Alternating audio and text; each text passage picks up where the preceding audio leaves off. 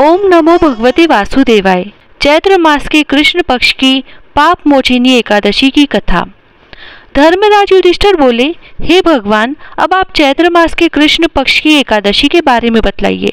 इस एकादशी का नाम क्या है, इसमें कौन से देवता की पूजा की जाती है तथा इसकी विधि क्या है, सो सब विस्तार पूर्वक कहिए।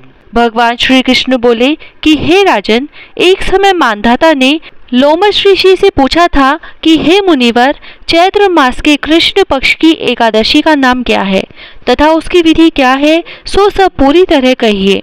लोमश ऋषि बोले कि हे राजन, चैत्र मास के कृष्ण पक्ष की एकादशी का नाम पाप मोचिनी है। इसके व्रत के प्रभाव से मनुष्यों के अनेक पाप नष्ट हो जाते हैं। इसकी कथा इस प्रकार है। प्राचीन काल में एक चैत्र रथ नामक वन था। उसमें अप्सराएं वास करती थी। वहाँ हर समय वसंत रहता था, अर्थात उस जगह सदैव प्रत्येक तरह के पुष्प खिले रहते थे।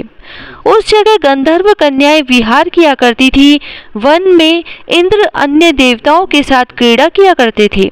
उस वन में एक मेधावी नामक मुनि तपस्या करते थे। वे शिव भक्त थे। एक दिन मंजू घोषा नामक एक अप्सरा उनको मोहित करने के लिए सितार बजाकर मधुर स्वर में गाने लगी। उसी समय शिव के शत्रु कामदेव अनंग भी शिव भक्त मेधावी मुनि को जीतने के लिए तैयार हुए।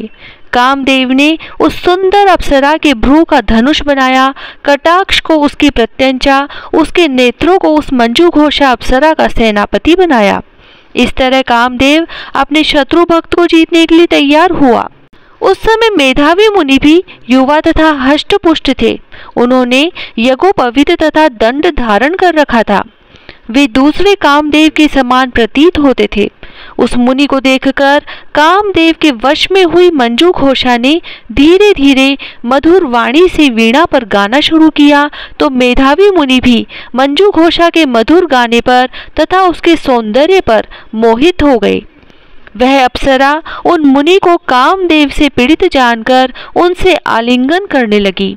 वह मुनि उसके सौंदर्य पर मोहित होकर शिव रहस्य को भूल गए और काम के वशीभूत होकर उसके साथ रमण करने लगे। उन मुनि को काम के वशीभूत होने के कारण उस समय रात्रि का कुछ भी ध्यान न रहा और बहुत समय तक रमण करते रहे।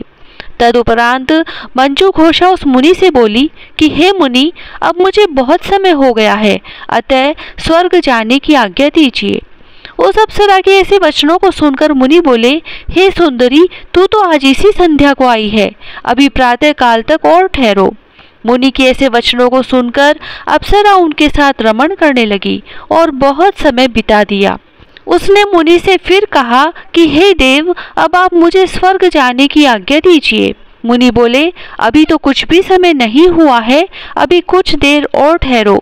इस पर अप्सरा बोली, हे मुनि, आपकी रात्रि तो बहुत लंबी है, अब आप सोचिए कि मुझे आपके पास आए कितना समय हो गया। उस अप्सरा के वचनों को सुनकर मुनि को ज्ञान प्राप्त हुआ और वह समय का विचार करने लगे। और जब रमण करने से उसका प्रमाण 57 साल 7 महीने और 3 दिन ज्ञात हुआ, तो वह उस अप्सरा को काल का रूप समझने लगे। वह अत्यंत क्रोधित हुए और उस तप नाश करने वाली अप्सरा की तरफ देखने लगे। उनके अधर कांपने लगे और इंद्रियां व्याकुल होने लगी। तब मुनि उस अप्सरा से बोले, रे दुष्टे, मेरे तप को नष्ट करने वाली, तू अब मेरे श्राप से पिशाचनी हो जा। तू महान पापिन और दुराचारिणी है, तुझे धिक्कार है। और उन मुनि के क्रोध युक्त श्राप से वह अप्सरा पिशाचनी हो गई। तब वह बोली, हे मुनि, अब मुझ पर क्रोध को त्याग कर प्रसन्न हो जाओ और इस श्राप का निवारण करो। विद्वानों ने कहा है कि साधुओं की संगत अच्छा फल देने वाली है और मेरे तो आपके साथ में बहुत वर्ष व्यतीत हुए हैं, अतः अब आप मुझ पर प्रसन्न हो जाइए। तब मुनि को कुछ शांति मिली और उस पिशाचनी से बोले, रे दुष्टे, तूने मेरा बड़ा बुरा किया है, परंतु फिर भी मैं श्राप से छूटने का उपाय बतलाता हूँ। चैत्र मास के कृष्ण पक्ष की जो एकादशी है, उसका नाम पाप मोचिनी है।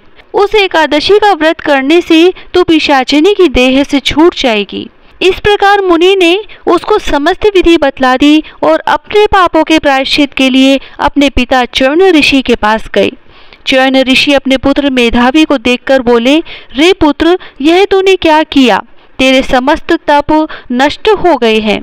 मेधावी बोले, हे पिताश्री, मैंने बहुत बड़ा पाप किया है और आप उससे छूटने का उपाय बतलाइए। च्यवन ऋषि बोले, हे तात, तुम भी चैत्र मास के कृष्ण पक्ष की पाप मोचिनी नाम की एकादशी का विधि तथा भक्ति पूर्वक व्रत करो, इससे तुम्हारे समस्त पाप नष्ट हो जाएंगे।